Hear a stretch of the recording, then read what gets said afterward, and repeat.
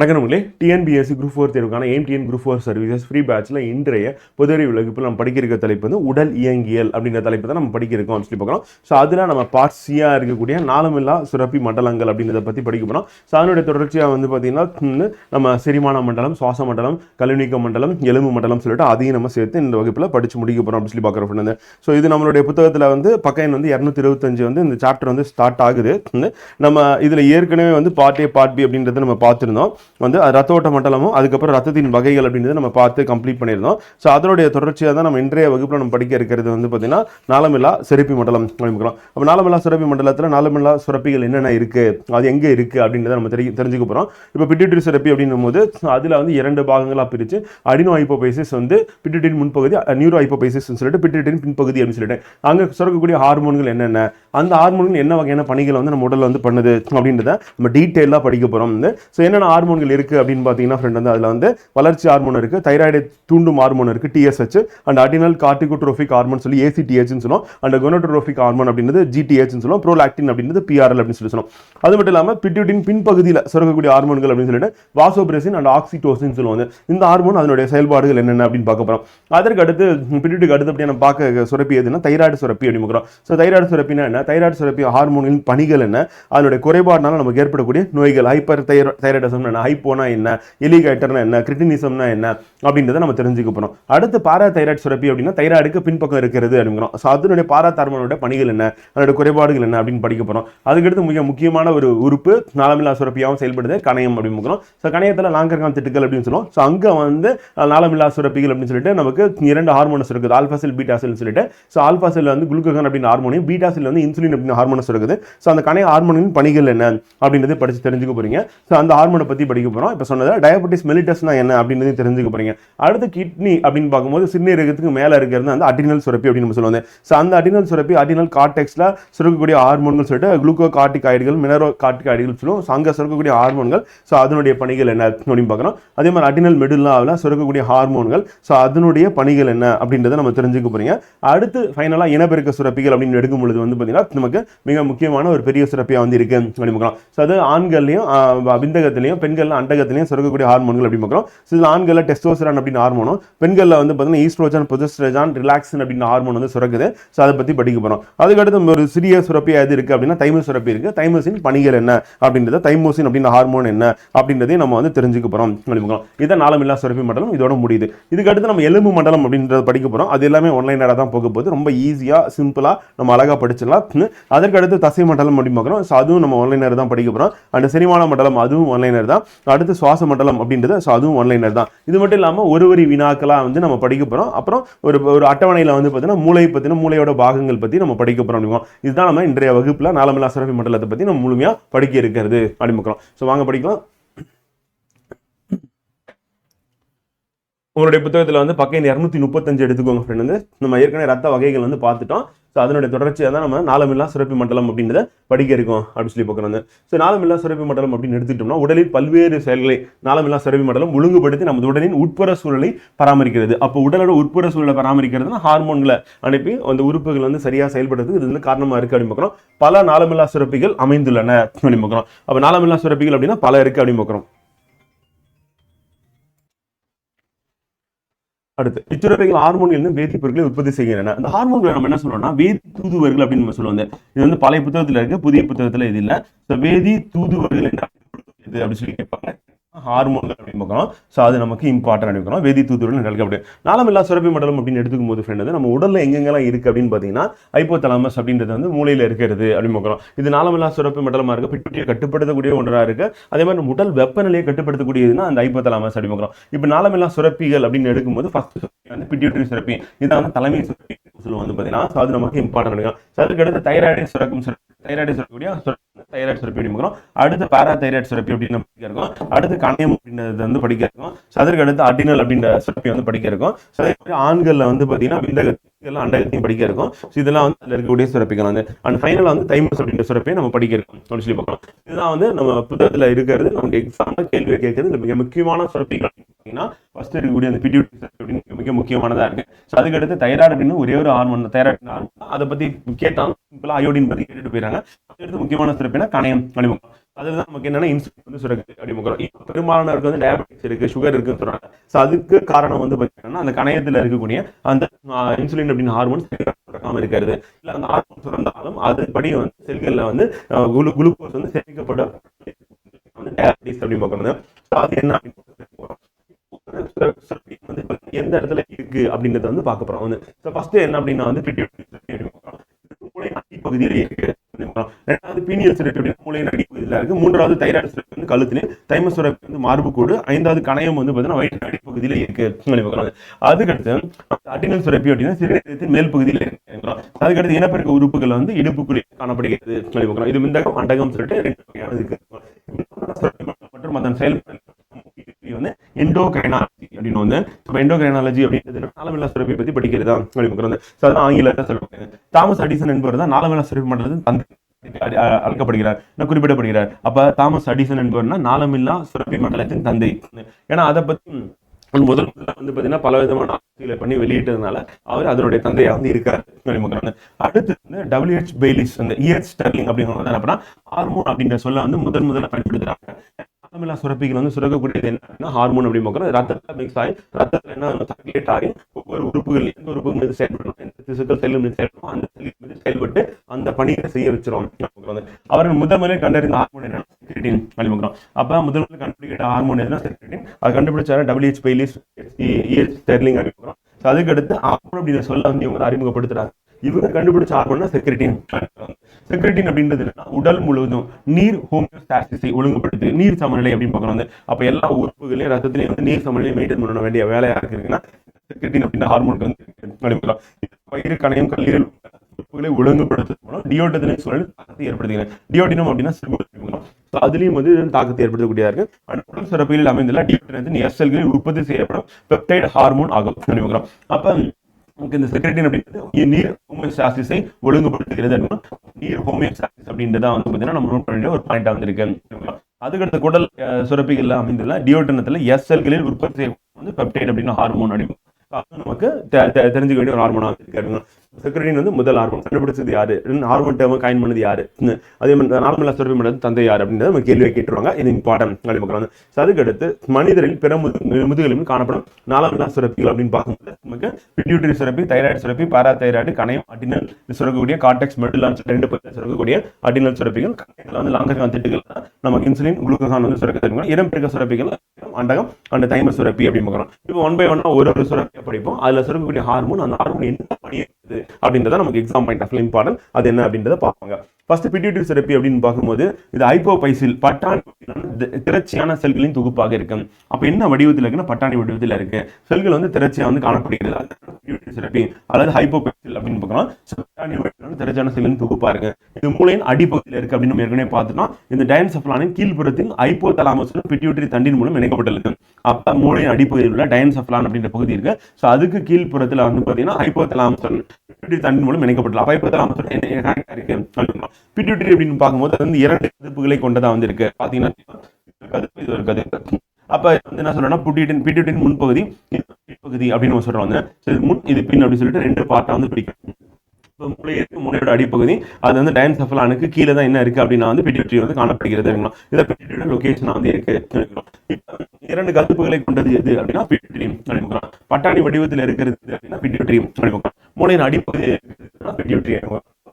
நம்ம தெளிவா அதுக்கப்புறம் தான் அதோட நம்ம வந்து படிச்சுக்கணும். இப்ப பிட்யூட்டரி வந்து 2 விதமான கதுப்புகளை கொண்டு பார்க்கணும். முன்புற கதுப்பு அடினோ அது பின்புற கதுப்பு அப்படின்னும் போது அழைக்கப்படுகிறது. இடை கதிப்பு மனிதர்கள் காணப்படுவதில்லை. பிட்யூட்டரி பொறுத்தவரை முன்புற கதுப்பு, பின்புற கதுப்பு. முன்புற கதுப்பு வந்து அடினோ ஹைப்போபைசிஸ் வந்து சொல்றோம். பின்புற கதுப்பு வந்து பாத்தீங்கன்னா அழைக்கப்படுகிறது. பெரும்பாலான முதுகெலும்பில் முதன்மை சுரப்பியா இருக்கும். யாருக்கு வந்து முதன்மை சுரப்பியா? முதுகெலும்பிகள் ஒன்றுதான் மனிதன் அடிமை. அப்ப முதன்மை சுரப்பியா எது இருக்கு முதுகெலும்பிகள் அப்படின்னு கேட்டாங்கன்னா பிட்யூட்டரி அடிமைக்கலாம். பிற நாளமில்லா சுரப்பிகளை ஒழுங்குபடுத்துறது யாரு அப்படின்னா வந்து நாளமில்லா சுரப்பிகள் அப்படின்னா என்ன? தைராய்டு, பாராதைராய்டு, அடுத்து கணையம், அடுத்து கண்டத்தில் இருக்கக்கூடிய இன்சுலின் அண்ட் குளுக்கோகான் அப்படின்னு ஹார்மோன்ஸ் இருக்குது. அப்புறம் அடினல் கார்டெக்ஸ் மெட்டலால இருக்கக்கூடிய விந்தகம் மண்டகம் சொல்லிட்டு இந்த மற்ற சுரப்பிகள் அனைத்தையும் கட்டுப்படுத்தக்கூடிய பொறுப்பு அப்படின்னா வந்து பார்த்தீங்கன்னா பிட்யூட்டரி இருக்கு. அப்ப அதனால பிட்யூட்டரி நம்ம தலைமை சுரப்பி அப்படின்னு நம்ம சொல்றோம். அப்போ முக்கியமான ஒரு சுரப்பியா முதுகெலும்புகளை காணப்படுகிறது அனுப்புகிறோம். அப்ப பிற நார்மலா சுரப்பிகளை ஒழுங்குபடுத்தி கட்டுப்படுத்துவதால் தலைமை சுரப்பி என்று அழைக்கப்படுகிறது. முன்கது அடினோ ஹைபோபிசிஸ் சுரக்கும் ஹார்மோன்கள் அப்படின்னு பார்க்கும்போது வளர்ச்சி ஹார்மோன், இரண்டாவது தைராய்டு தூண்டும் ஹார்மோன், மூணாவது அடினோ கார்டிகோட்ரோபிக் ஹார்மோன் அடினல் தூண்டும் ஹார்மோன், நான்காவது வந்து கொனடோட்ரோபிக் ஹார்மோன், ஐந்தாவது வந்து புரோலாக்டின் அப்படின்ற ஹார்மோன் இருக்கக்கூடிய ஹார்மோன்களா வந்து பாத்தீங்கன்னா ஹார்மோன்கள் அப்படின்னு பாக்குறோம். வளர்ச்சி ஹார்மோன் அப்படின்னா குழந்தைகள் வந்து வளர்றதுக்கு காரணமான ஒரு ஹார்மோனா இருக்கு. அப்ப அதுக்கு வளர்ச்சி ஹார்மோன் அப்படி வளரல அப்படின்னா குழந்தை பெரியவர்கள் அதிகமா சொல்றதுன்னா அது அக்ரோமெகலி அப்படின்ற நிலை வந்து அதே மாதிரி தைராய்டு தூண்டும் ஹார்மோன். தைராய்டு அப்படின்றது நம்ம உடல்ல வளர்ச்சியை மாற்றுறதுக்கு காரணமான ஒரு ஹார்மோன். தைராய்டு ஹார்மோன் அந்த ஹார்மோனை தூண்டி ரத்தத்துல அதனுடைய அளவு கம்மியா இருந்தா அதை தூண்டி சுரக்க வைக்கிற ஹார்மோன் எதுனா தூண்டும் ஹார்மோனா இருக்கு. தைராய்டு ஹார்மோன் தூண்டும் ஹார்மோன் பிட்யூட்டரி இருக்குது. அடினோ கார்டிகோட்ரோபிக் ஹார்மோன் அப்படின்னும் போதுன்னா அடினல் புரண்டு தூண்டும் ஹார்மோன் ACTH அப்படின்னு சொல்றோம். இந்த ஹார்மோனோட வேலை என்ன அப்படின்னா கிட்னி மேல இருக்கக்கூடிய அடினல் கார்டெக்ஸ் மெடில்லா இங்க வந்து சுரக்கும். இது வந்து பாத்தீங்கன்னா உயிர் காக்கும் ஹார்மோனையும் சுரக்க வைக்கும். அதே மாதிரி நம்ம அடினல் அப்படின்ற ஹார்மோன் வந்து என்ன பண்ணணும்னா நமக்கு ஃபைட் ஃபிளைட் அப்படின்னு சொல்லுவோம். அதாவது நமக்கு சண்டை போடும்போது இந்த ஹார்மோன் வந்து சுரக்கும். நம்ம பயப்படும் போது இந்த ஹார்மோன்ஸ் இருக்கும். இல்லைன்னா நான் தப்பிச்சு அந்த இடத்துல இருந்து ஓடுறீங்க அப்படின்னா இந்த ஹார்மோன்ஸ் இருக்கும். அப்ப நம்ம வந்து இந்த அடினல் ஹார்மோன் வந்து விலங்குகளுக்கு நேச்சுரலா இருக்கக்கூடியது. அப்ப விலங்குகள் வந்து சண்டையிடும் ஆரம்பிக்கிறோம். அப்ப ஒண்ணு சண்டை போடுறது அப்படின்னு காட்டுல வந்து நடக்கும். அப்ப இந்த ஹார்மோன் வந்து அதே பயப்படும் போது என்ன ஆகும் அப்படின்னா வந்து இந்த ஹார்மோன்ஸ் வந்து உடலை வந்து பாத்தீங்கன்னா பாதுகாக்கிறதுக்கு என்ன பண்ணலாம், பயந்து ஒரு அனிமல் வந்து அட்டாக் பண்ண வருது அப்ப அந்த இடத்துல அது சுரக்கும். அப்புறம் தப்பிச்சு ஓடும் போது இந்த ஹார்மோன் வந்து சுரக்கும். அதன் மூலியமா என்ன ஆகும்னா நமக்கு வந்து பார்வையை வந்து குறுமையாக்குறது, பாவையை வந்து ஓபன் பண்ணி அதிகப்படியான ஒளி அனுப்புறது, இதய துடிப்பு அதிகப்படுத்துறது, ரத்த ஓட்டத்தை அதிகப்படுத்துறது, உடல்ல வந்து ஆற்றல் உற்பத்தி ATP வந்து அதிகப்படியாக உற்பத்தி தசையில் வந்து நடைபெற வைக்கிறது, அதுக்கப்புறம் வியர்க்கிறது, உடல் வெப்பநிலை அதிகரிக்கிறது. இது எல்லாமே அந்த நேரத்தில் நடந்து நம்ம அந்த பிரச்சனையில இருந்து நம்மளை பாதுகாத்துக்கிறதுக்காக இந்த ஹார்மோன் வந்து சுரக்குது. அதுக்கடுத்து கொனடோட்ரோபிக் ஹார்மோன் அப்படின்னும் போது என்னன்னா இந்த ஃபாலிகல் செல்களை தூண்டும் ஹார்மோன் அப்படின்னு ஹார்மோன் இல்லை சுரக்கும். அது மாதிரி லூட்டினைசிங் ஹார்மோன் அப்படின்ற ஹார்மோன் சுரக்கும். ரெண்டுத்துடைய வேலை என்னன்னா விந்தகம் அண்டகத்து மீது செயல்படுறது வந்து. அப்ப அங்க செயல்பட்டு என்ன பண்ணுவோம்னா டெஸ்டோஸ்டெரான் அப்படின்ற ஹார்மோன் விந்தகத்திலையும் அண்டத்துல வந்து பார்த்தீங்கன்னா ப்ரொஜெஸ்டரான் ரிலாக்சின் அப்படின்ற ஹார்மோனையும் சுரக்க வைக்கிறதுக்கு வந்து ஈஸ்ட்ரோஜன் அப்படின்னு ஹார்மோன் சுரக்க வைக்கிறதுக்கு அது வேலை செய்து இருக்கும். ப்ரோலாக்டின் அப்படின்ற ஹார்மோன் என்ன பண்ணுது அப்படின்னா வந்து பார்த்தீங்கன்னா பால் சுரத்தலுக்கு காரணமா இருக்கு. பெண்களை மட்டும் தான் காணப்படுகிறது இருக்கும். ஸோ அப்போ இந்த ஹார்மோன்ஸ் அப்படின்றது வந்து அதனுடைய ரோல் அப்படின்றது நமக்கு மற்ற சுரப்பிகளை செயல்பட வைக்கிறது அதனுடைய வேலையா வந்து இருக்கு. அந்த 5 வகையான ஹார்மோனை சுரக்கிறது யாரு அப்படின்னா பிட்யூட்டரின் முன்பகுதியில முன்கதுப்புல இது வந்து சுரக்குது அப்படிங்கிறாங்க. சோ இப்போ என்ன அப்படின்றத பாத்துருவாங்க. ஃபர்ஸ்ட் வந்து வளர்ச்சி ஹார்மோன் அப்படின்னு பாக்குறது இது உடல் திசுக்களின் வளர்ச்சி மற்றும் பெருக்கத்தை ஊக்குவிக்கிறது அப்படிங்கிறோம். அப்ப வளர்ச்சி ஹார்மோனோட வேலை வந்து என்னன்னா உடல் திசுக்கள் இருக்கு அப்படின்னா அதனுடைய வளர்ச்சியை ஊக்குவிக்கிறது அப்படின்னு அதனுடைய வேலையை வந்து பண்ணுது. சோ அப்ப தசைகள் குருத்தெலும்பு எலும்புகளின் வளர்ச்சி தூண்டுகிறது. பெரும்பாலும் குழந்தைகள்ல இந்த வளர்ச்சி மாற்றத்தை ஏற்படுத்தி வளர்றதுக்கு இது வந்து காரணமா இருக்கு. இப்போ இது குறைவா சுரந்ததுன்னா அதுக்கு என்ன ஏற்படும், குழந்தைகள் வந்து குள்ளத்தன்மை அப்படின்னு ஏற்படும் அப்படின்னு. அப்ப டவர்பிசம் அப்படின்னு சொல்லி ஆங்கிலத்தில் வந்து சொல்லுவோம். அந்த டவர்பிசம் அப்படின்ற நிலைமை ஏற்படுறதுக்கு காரணம் என்னன்னா இந்த growth ஹார்மோன் வளர்ச்சி ஹார்மோன் சுரக்காதனால. அப்ப குன்றிய வளர்ச்சி, எலும்பு உருவாதல தாமதம், மன வளர்ச்சி குறைபாடு இது எல்லாமே ஏற்படும். அதே வந்து குழந்தைகள் வந்து அசுர வளர்ச்சி அப்படின்றதும் வந்து ஏற்படுறதுக்கு காரணமா இருக்கு அதிகமா சுரந்ததுன்னா. அப்ப அசுரத்தன்மை அப்படின்றது குழந்தைகள்ல அதிகமாக சுரத்தல் அப்படிங்கிறோம். அதே அக்ரோமெகலினா பெரியவர்கள் அதிகப்படியான சுரத்தனால் ஏற்படக்கூடியது. அப்ப குழந்தைகளை பொறுத்தவரையும் குறைவா சுரந்தா குள்ளத்தன்மை, அதிகமா சுரந்தா அசுரத்தன்மை, பெரியவர்களை அதிகமா சுரந்தது அப்படின்னா அதுக்கு பேர் வந்து அக்ரோமெகலி அப்படின்ற பேர். எந்த ஹார்மோனா வளர்ச்சி ஹார்மோன், growth ஹார்மோன், GH அப்படிங்க அந்த ஹார்மோன் சுரப்பனால.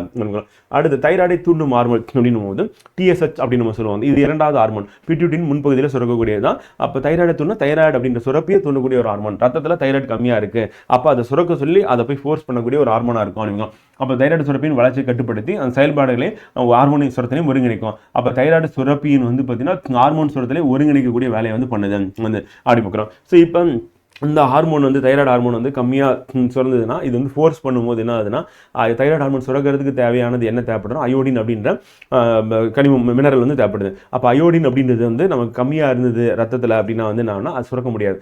அப்போ அந்த TSH ஹார்மோன் ஃபோர்ஸ் பண்ணுறதுனால நமக்கு என்ன ஆகுதுன்னா தைராய்டு சுரப்பி வந்து அப்படியே கழுத்து பகுதியிலேருந்து வீங்குது. அதான் முன் கழுத்து கலலை அப்படின்னு நம்ம சொல்லணும். எலிய காய்ட்டல் அப்படின்னு நிலை வந்து ஏற்படும். வந்து அடுத்து அடினோ கார்டிகோட்ரோபிக் ஹார்மோன் அப்படின்னா அடினல் புறணியை தூண்டும் ஹார்மோன் அப்படின்னு சொல்லுவோம். இது அடினல் சுரப்பின் புறணியை தூண்டி ஹார்மோன்களை சுரக்க செய்யும் அப்படி பார்க்கலாம். அட்ரினல் சுரப்பி அப்படின்னு எங்க இருக்குன்னா கிட்னி மேல இருக்கு. மேலும் அட்ரினல் புறணி நடக்கும் புரத உற்பத்தியில் தாக்கத்தை ஏற்படுத்துகிறது. அப்ப அட்ரினல் சுரப்பியை தூண்டி ஹார்மோன்களை சுரக்க செய்யும். அடுத்து கொனடோட்ரோபிக் ஹார்மோன் அப்படின்னும் போது நம்ம இனப்பெருக்க ஹார்மோன் நம்ம சொல்லுவது ஒன்னு வந்து ஃபாலிகல் செல்களை தூண்டும் ஹார்மோன், ரெண்டாவது வந்து லூட்டினைசிங் ஹார்மோன். ரெண்டு ஹார்மோன் என்ன பண்ணும்னா இனப்பெருக்க உறுப்புகளின் வளர்ச்சிக்கு காரணமா இருக்கு அப்படி பார்க்கலாம். இப்ப ஃபாலிகல் செல்களை தூண்டும் ஹார்மோன் அப்படின்னும் போதுனா ஆண்களில் விந்தகத்துல எபித்தீலியத்தை தூண்டுவதன் மூலம் விந்தணுக்கள் உருவாகுது, ஸ்பெர்ம் செல் உருவாகுது காரணமா இருக்கு. பெண்கள்லாம் அண்டத்துல இருக்க அண்ட செல்களை தூண்டுவதன் மூலமாக அண்ட வளர்ச்சியில அண்ட செல்கள் உருவாகிறதுக்கு அது வந்து காரணமா இருக்கு அப்படிங்கிறோம். அது வந்து FSH அப்படிங்கும். லூட்டினைசிங் ஹார்மோன் அப்படின்னும் போது ஆண்களை லீட்டிக் செல்கள் தூண்டப்பட்டு ஆண் இனப்பெருக்க ஹார்மோனா இருக்கக்கூடிய டெஸ்டோஸ்டெரானை சுரக்க வைக்கிறது அப்படி பார்க்குறாங்க. அதே வந்து பெண்கள் என்னன்னா அண்டம் விடுபடும் நிலையை வந்து ஏற்படுத்தி அந்த கார்பஸ் லூட்டியம் அப்படின்றத வளர்ச்சி அடையிறதுக்கும் அது மாதிரி பெண் இனப்பெருக்க ஹார்மோன்களான ஈஸ்ட்ரோஜன் ப்ரொஜெஸ்ட்ரான் அப்படின்றது உற்பத்திக்கு எது காரணமா இருக்குன்னா லூட்டினைசிங் ஹார்மோன் வந்து காரணமா இருக்கு. அப்ப இது தூண்டி தான் ஆண்களை டெஸ்டோஸ்டெரானும் பெண்கள்ல வந்து பார்த்தீங்கன்னா ஈஸ்ட்ரோஜன் ப்ரொஜெஸ்ட்ரான் அப்படின்னு ஹார்மோனும் உருவாகுது அப்படி பார்க்குறோம். ஸோ அது நமக்கு இம்பார்ட்டன்ட் வந்து. அடுத்து ப்ரோலாக்டின் அப்படின்றது லாக்டோஜெனிக் ஹார்மோன் நம்ம சொல்லுவோம். இது குழந்தை பேறு காலத்தில் பால் சுரப்பின் வளர்ச்சி மற்றும் குழந்தை பெற்றின் போது வந்து பார்த்தீங்கன்னா நமக்கு என்ன ஆகுதுன்னா இந்த பின் பால் உற்பத்தியை தூண்டும் செய்கிறது அப்படிங்கிறோம். ஸோ அப்போ பால் சுரத்தலுக்கு காரணமானது லாக்டோஜெனிக் அப்படின்ற ஹார்மோன் அப்படின்னு பார்க்குறோம். அது வந்து ப்ரோலாக்டின் அப்படின்னு நம்ம சொல்லுவாங்க. ஸோ அடுத்து வந்து பிட்யூட்டின் பின் கதுப்பு அப்படின்னு பார்க்குறோம். இது வந்து நியூரோ ஹைபோபிசிஸ் சுரக்கும் ஹார்மோனா வந்து இருக்கு அப்படின்னு பார்க்குறோம். இதில் வந்து வாசோப்ரெசின் அப்படின்றது முதல் ஹார்மோனும், ரெண்டாவது வந்து ஆக்சிடோசின் அப்படின்னு ரெண்டாவது ஹார்மோனா இருக்கு. வாசோப்ரெசின் என்ன பண்ணுதுன்னா கிட்னி மேலே செயல்பட்டு அந்த நீர் வந்து அதிகப்படியாக வெளியேறாமல் தடுக்கிறதுக்காக அந்த நீர் மீள உறிஞ்சப்படுதல் அப்படின்றது பண்றது யார் அப்படின்னா வந்து இந்த வாசோப்ரெசின் அப்படின்னு ஹார்மோன் வந்து பண்ணுது. அதனால இதுக்கு இன்னொரு பேர் என்ன ஆன்டி டையூரிட்டிக் ஹார்மோன் அப்படின்னு சொல்லுவாங்க. ஸோ அப்போ தண்ணியை திருப்பியும் என்ன பண்ணுது ரீஅப்சார்ப்ஷன் பண்ணுது. அடுத்து வாசோப்ரெசின் அல்லது ஆன்டி டையூரிட்டிக் ஹார்மோன் அப்படின்னா சிறுநீரக குழாயில் நீர் மீள உறிஞ்சப்படுதலை அதிகரிக்கிறது சொல்லிமுக்கிறது. அதுதான் வேலை சொன்னதான். அப்போ சிறுநீர் மூலம் நீர் இழப்பு அப்படின்றது குறைக்கிறது சொல்லிமுக்கிறோம். இது ஆன்டி டையூரிட்டிக் ஹார்மோன் அப்படின்றது என்ன அப்படிங்கிறது அந்த ADH அப்படின்னு குறைவாக சுரப்பதால் நீர் மீள உறிஞ்சப்படுவதில் குறைவதால் அதிகப்படியான சிறுநீர் வெளியேற்றும் நிலை பாலியூரியா அப்படின்றது உண்டாகிறது. இந்த குறைபாடை நம்ம என்ன சொல்லணும்னா டயாபெட்டிஸ் இன்சிபிடஸ் அப்படின்னு நம்ம சொல்லுவாங்க. அப்போ டயாபெட்டிஸ் இன்சிபிடஸ் அப்படின்றது டயாபெட்டிஸ் மெலிட்டஸ் அப்படின்றதும் இப்போ சுகர் அப்படின்னும் போது டயாபெட்டிஸ் மெலிட்டஸ் அப்படின்னு சொல்லி சொன்னாங்கன்னா அவங்களுக்கு வந்து சர்க்கரை வந்து பார்த்தீங்கன்னா உடல்ல எங்கேயுமே வந்து ஸ்டோர் ஆகாது, குளுக்கோஸ் ஃபார்மேட்ல கிளைகோஜனா அப்படி ஸ்டோர் ஆகாத நம்ம யூரின்ல வெளியேறிடும். அப்படி வெளியேறதுனால அவங்களுக்கு அது அதிகப்படியான பசி ஏற்படும். அந்த நிலை வந்து பாலிபேஜியா அப்படிங்கிறது. அதே வந்து நமக்கு பாலியூரியா அப்படின்ற நிலை வந்து என்னன்னா இந்த வாசோப்ரெசின் அப்படின்ற ஹார்மோன் சரியா சுரக்கலைன்னா சிறுநீர் வழியா அதிக அளவு நீர் வெளியேறிடும். அது மீள் உறிஞ்சப்படுதல் திரும்பி உறிஞ்சப்பட்டு ரத்தத்தில் வந்து அந்த நீர் வந்து போகாம யூரிக் ஆசிடா யூரிக் அமிலமா கான்சன்ட்ரேட்டடா அது போகாம வந்து பார்த்தீங்கன்னா அது டைலூட்டடா வந்து பார்த்தீங்கன்னா போகும்போது அதிக அளவு நீர் சத்து வெளியேறிடும். அப்போ தாகம் உங்களுக்கு எடுத்துகிட்டே இருக்கும். அதுக்கு பேர் வந்து பாலிடிப்சியான்னு சொல்லுவோம். அடிக்கடி யூரின் போனாங்க அப்படின்னா அது வந்து பாலியூரியா அப்படின்னு நம்ம சொல்லுவாங்க. அடுத்து ஆக்சிடோசின் அப்படின் போது பெண்களின் குழந்தை பெற்றின் போது கருப்பையை சுருக்கியும் விரிவடை செய்யும் போது குழந்தை பெற்றிற்கு பிறகு பால் சுரப்பில் பாலை வெளியேற்றதும் காரணமாக இருக்கிறது. அப்போ ஆக்சிடோசின் அப்படின்னும் போது நம்ம ரேபிட் பர்த் அப்படின்னு சொல்லுவாங்க. அப்போ கருப்பையை சுருக்கி அது விரிவடைவு செய்யுது. அதன் மூலியமா என்ன ஆகுது அப்படின்னா வந்து குழந்தை பெற்று எளிதாக்குகிறது அப்படின்னு. இதுவும் பால் சுரத்தலுக்கு காரணமாக இருக்கு. எப்படி வந்து நம்ம வந்து ப்ரோலாக்டின் லாக்டோஜெனிக் அப்படின்னு ஹார்மோன் சொன்னோம் அதே மாதிரி இதுவும் பால் சுரத்துக்கு காரணமாக இருக்கு. ஆனால் இந்த குழந்தை பெற்றின் போது கருப்பையை சுருக்கி விரிவடைய செய்ய காரணமாக இருக்கு அப்படின்னு. அடுத்து மெலட்டோனின் அப்படின்ற ஹார்மோன் வந்து எங்கே சுரக்குது அப்படின்னா பீனியல் சுரப்பில் சுரக்கிறது அப்படின்னு. இது நம்ம மூளையில் இருக்கு அப்படின்னு. இந்த ஹார்மோன் வந்து காலத்தூதுவர்கள் அப்படின்னு நம்ம சொல்லுவாங்க. அதாவது இரவு நேரத்தில் சன்செட் ஆனதுக்கு அப்புறம் என்னன்னா நம்ம உடல்ல இருக்கக்கூடிய அனைத்து உறுப்புகளுக்கும் ஒரு மெசேஜ் போகும். அதாவது சன் செட் ஆயிடுச்சு, இரவு வந்துடுச்சு, இப்போ உடல் முழுவதும் வந்து இந்த ஹார்மோன் வந்து போயிட்டு ஒரு மெசேஜ் சொல்லணும் ரெஸ்ட்டுக்கு போகலாம் அப்படின்னு சொல்லிட்டு வந்து. அப்போ இரவு நேரத்தை உணர்த்தும் பணி இந்த ஹார்மோன் வந்து மேற்கொள்கிறது. அப்போ இரவு நேரங்கள் ஒளி குறிப்பாக குறைந்த அலைநீளம் கொண்ட ஒளிப்படுவதால் மெலட்டோனின் அப்படின்ற ஹார்மோன் வந்து உற்பத்தி குறைகிறது. இப்போ நம்ம குறைந்த அலைநீளம் கொண்ட ஒளி அப்படின்னும் போது என்னன்னா நீல நிற ஒளி நம்ம செல்போன் யூஸ் பண்ணுறது, கேட்ஜெட் யூஸ் பண்ணுறது, டிவி யூஸ் பண்ணுறது அந்த ஒளி நம்ம உடல் மீது படும்போது இந்த ஹார்மோன் வந்து சரியா சுரக்காது. அதனால நமக்கு என்ன ஆகுனா அந்த உறக்கம் அப்படின்ற சுழற்சி வந்து பாதிக்கப்படுகிறது. அப்போ தூக்கம் அப்படின்னு நமக்கு ஏற்படாது. இதனால் உண்டாகும் உறக்கமின்மையின் காரணமாக வளர்ச்சிதை மாற்ற குறைபாடுகள் ஏற்படுகின்றன. வளர்ச்சிதை மாற்ற குறைபாடு அப்படின்றது ஏற்படுறது காரணமாக இருக்கிறது வந்து பார்த்தீங்கன்னா இந்த மெலட்டோனின் ஹார்மோன் சரியா சுரக்கனால. இது வந்து கால தூதுவர்கள் சொல்றோம். அது வந்து நமக்கு டைம் மெசஞ்சர் அப்படின்னு சொல்லுவோம். ஸோ அது நமக்கு இம்பார்ட்டன் வந்து இரவு நேரத்தில் சுரக்கக்கூடிய ஒரு ஹார்மோனா வந்து இருக்கு. அடுத்து தைராய்டு சுரப்பி அப்படின் போது தைராய்டு சுரப்பியானது மூச்சுக்குழலின் இருபுறமும் பக்கத்துக்கு ஒன்றாக 2 கதுப்புகளை அமைந்துள்ளது. இப்போ தைராய்டு சுரப்பியோட அந்த லொகேஷன் அப்படின்னு எடுத்துட்டோம்னா நம்ம அந்த மூச்சுக்குழலில் இருக்கு, அந்த பக்கத்துக்கு ஒன்றாக மொத்தம் 2 இருக்கு, 2 கதுப்புகளா இது வந்து காணப்படுகிறது அப்படின்னு பார்க்கலாம். இவ்விரண்டு கதுப்புகளுக்கு இஸ்துமஸ் என்னும் மெல்லிய திசு கற்றையால் ஆன அந்த திசுக்களால் இணைக்கப்பட்டுள்ளது. இப்போ இஸ்துமஸ்னா இதான் இஸ்துமஸ், அந்த மெல்லிய திசு கற்றையில இந்த ரெண்டுமே வந்து கதுப்பு இணைக்கப்பட்டுள்ளது அப்படின்னு பார்க்கலாம். அண்ட் இச்சுரப்பியானது பல நுண்கதுப்புகளால் ஆனது. அதுக்குள்ள நுண்கதுப்பு பல இருக்கு. தைராய்டு சுரப்பியில் சுரக்கும் ஹார்மோன் வந்து ட்ரை அயோடோ தைரோனின் T3ன்னு சொல்லுவோம். அதே மாதிரி டெட்ரா அயோடோ தைரோனின் அல்லது தைராக்சின் அப்படின்னு T4ன்னு சொல்லுவாங்க. அப்போ தைராக்சின்னா T4 அப்படின்னு பார்க்குறோம். அது மாதிரி தைரோனின்னா ட்ரை அயோடோ தைரோனின் அப்படின்னு T3. அப்போ T3 T4 அப்படின்ற ஹார்மோன்களை சுரக்கக்கூடியது எது அப்படின்னா தைராய்டு ஹார்மோன்களை சுரக்கக்கூடியது எதுனா தைராய்டு அப்படின்ற சுரப்பி அப்படின்னு பார்க்குறோம். ஸோ அது வந்து இரண்டு கதுப்புகளை கொண்டது அப்படின்னு பார்க்கலாம். இதனுடைய பணிகள் என்னப்பா அப்படின்னு கேட்டீங்கன்னா ஃப்ரெண்ட் வந்து அடிப்படை வளர்ச்சிதை மாற்ற விதத்தை பராமரித்து ஆற்றலை உற்பத்தி செய்கிறது. அப்போ ஆற்றலை உற்பத்தி செய்யறதுக்கு எந்த ஹார்மோன் தேவைன்னா இதுதான் வந்து. அப்போ அடிப்படை வளர்ச்சிதை மாற்றம் உடலில் நடைபெற காரணமாக இருக்குன்னா தைராய்டு ஹார்மோன் தான் அனுப்புகிறோம். அடுத்து உடல் வெப்பநிலை சமநிலை பராமரிக்கிறது. அப்போ உடல் வெப்பநிலையை சமநிலையில் பராமரிக்கிறது யாரு வந்து. அப்போ பாடி டெம்பரேச்சர் 36.9 டிகிரி அப்படின்னு சொல்லிட்டு பராமரிக்கிறது யார் அப்படின்னா அந்த தைராய்டு ஹார்மோன் வந்து. அடுத்து மைய நரம்பு மண்டலத்தின் செயல்பாடுகளில் பங்கேற்கிறது. இப்போ மைய நரம்பு மண்டலம் இருக்குன்னா அதோட செயல்பாட்டில் பங்கேற்கக்கூடிய ஒரு ஹார்மோனா இருக்கு. அண்ட் உடல் வளர்ச்சி மற்றும் எலும்புகள் உருவாக்கம் ஆகியவற்றை கட்டுப்படுத்துகிறது. அப்போ உடல் வளர்ச்சிக்கும் எலும்புகள் உருவாக்குறதும் காரணமா இருக்கிறது எது அப்படின்னா இந்த தைராய்டு ஹார்மோன். அண்ட் உடல் மனம் மற்றும் ஆளுமை வளர்ச்சியில் முக்கிய பங்காற்றுகிறது. இது ஆளுமை ஹார்மோன் என்று அழைக்கப்படுகிறது. செல்களின் வளர்ச்சியை மாற்றத்தை ஒழுங்குபடுத்துகிறது. ஸோ அப்போ ஆளுமை ஹார்மோன் என்று அழைக்கப்படுவது எது, காலத்து தூரம் எது, அந்த மாதிரி நமக்கு சிம்பிளாக கொஸ்டின் வந்து கேட்டுருவாங்க. அப்படி கேட்டாங்கன்னா நம்ம ஞாபகம் வச்சுக்கணும். அப்போ ஆளுமை ஹார்மோனா இருக்கு, வளர்ச்சியை மாற்றம் ஆற்றல் உற்பத்திக்கு காரணமாக இருக்கு, நரம்பு மண்டலத்தை கட்டுப்படுத்துது, அப்புறம் வளர்ச்சி எலும்புகள் உருவாக்கம் ஆகியவற்றை கட்டுப்படுது. அப்போ குழந்தை பிறக்கும் பொழுது அந்த குழந்தையோட வளர்ச்சிக்கு இந்த ஹார்மோன் வந்து மிக மிக அவசியமான ஒன்றாக வந்து இருக்கு அப்படிங்கிறோம். பெரியவர்களுக்கு அந்த ஹார்மோன் வந்து அதிகம் ரொம்ப அவசியமா இருக்கு. அப்போ தைராய்டு சுரப்பி குறைபாட்டால நமக்கு பல பாதிப்புகள் ஏற்படும் அப்படிங்கிறோம். ஸோ அப்போ தைராய்டு சுரப்பி அப்படின்னும் போது அது இயல்பான அளவை விட சுரக்காத நிலை தான் தைராய்டு சுரப்பி குறைபாடு அப்படிங்கிறோம். அப்போ குறைவா சுரக்காத நிலை இயல்பான அளவை விட அப்படின்னா அது வந்து ஹைப்போ தைராய்டிசம் அப்படின்னும். ஹைப்போனா கம்மியா இருக்குன்னு அர்த்தம், ஹைப்பர்னா அதிகமா இருக்குன்னு அர்த்தம். அப்படி குறைவா சுரந்தது அப்படின்னா நமக்கு என்ன ஏற்படுதுன்னா எலிகாய்டர், கிரிட்டினிசம், மிக்சோடிமா அப்படின்றது எல்லாமே வந்து பார்த்தீங்கன்னா ஹைப்போ தைராய்டிசம் அப்படின்னு பார்க்குறோம். அது குறைவான சுரப்பின் காரணமாக ஏற்படக்கூடிய நோய்களுடைய பெயர்களாக வந்து இருக்கு அப்படின்னு. ஸோ அது நமக்கு இம்பார்ட்டன்ட். இப்போ எலிகாய்டர் அப்படின்னா உணவில் போதுமான அளவு என்னன்னா அயோடின் இல்லாத நிலை. அப்போ உணவில் அயோடின் இல்லை அப்படின்னா அப்போ நமக்கு இந்த பாதிப்பு ஏற்படும். எப்போ இல்லாமல் போகும் அப்படின்னா இப்போ இமயமலை பகுதியில் மண்களில் வந்து அந்த அயோடின் அப்படின்ற சத்து வந்து கம்மியாக இருக்குது. அப்போ தாவரங்களுக்கு அந்த சத்து போகாது. தாவரங்களுக்கு போனோம்னா அதை உணவு உட்கொள்ள மனிதர்களுக்கு அந்த சத்து வந்து கிடைக்காது. அப்போ இமயமலை பகுதிகளில் வந்து மக்களிடம் இந்நிலை வந்து காணப்படுகிறது. காரணம் என்னன்னா மண் வளத்தில் அயோடின் மண் வளத்தில் அயோடின் குறைவான அளவு இருப்பதால் வந்து நமக்கு இந்த பாதிப்பு ஏற்படுகிறது. அப்போ கழுத்து பகுதியில் குறிப்பிடத்தக்க அளவு தைராய்டு சுரப்பி வீங்கி காணப்படும்.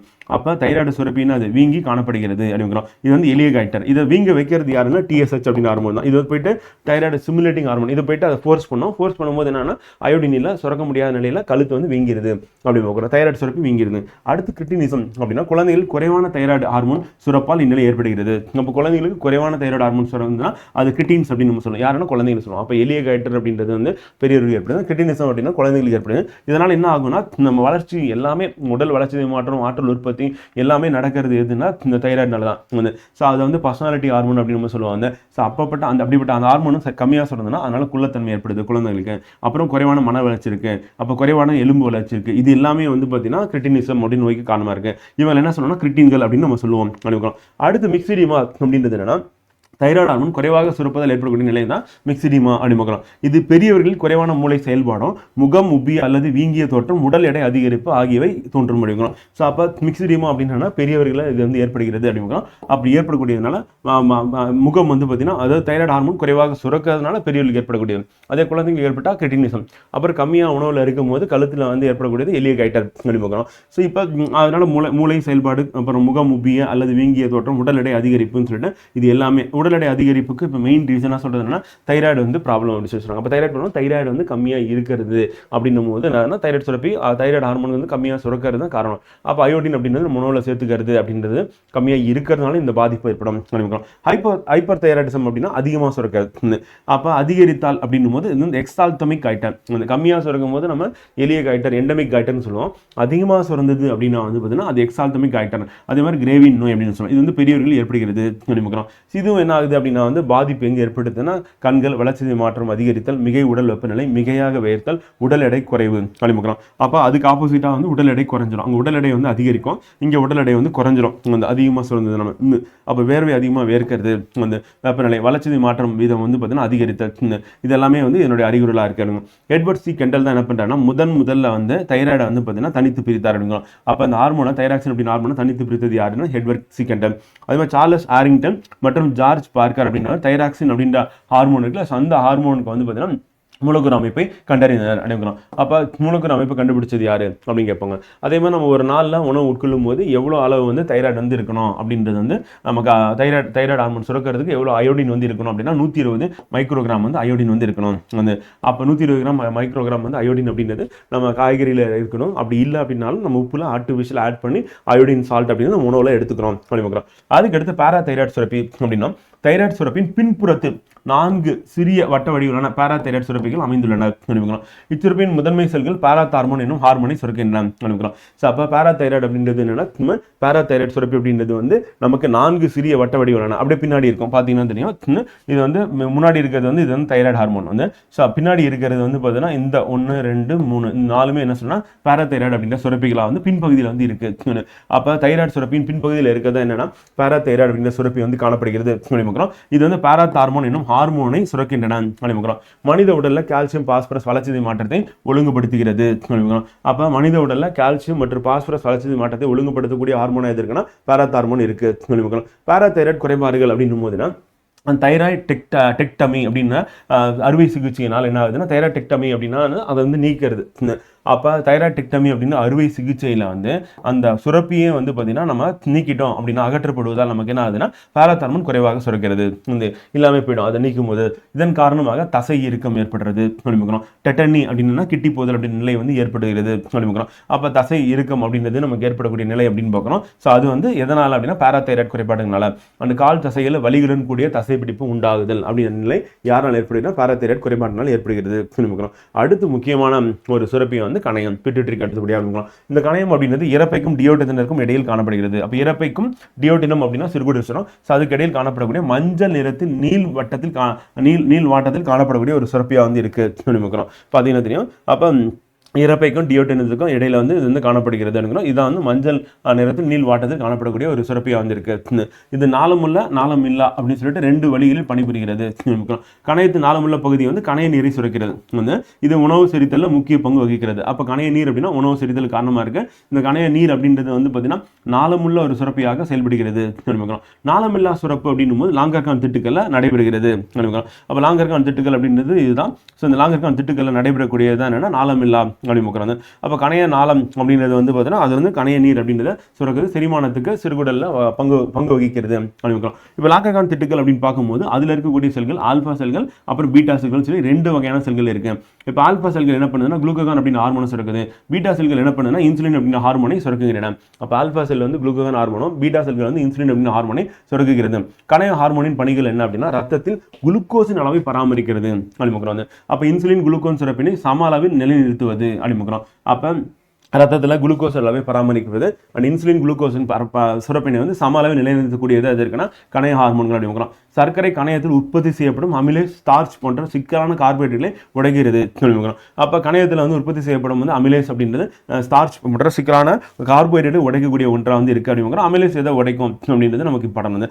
அடுத்து கணையத்தில் உற்பத்தி செய்யப்படும் செரிமான நொதியான சைமோட்ரிப்சின் வந்து புரதத்தை உடைக்கிறது. அப்போ கணையத்தில் இது வந்து எங்கன்னா செரிமானத்துக்கு காரணமாக இருக்கிறது.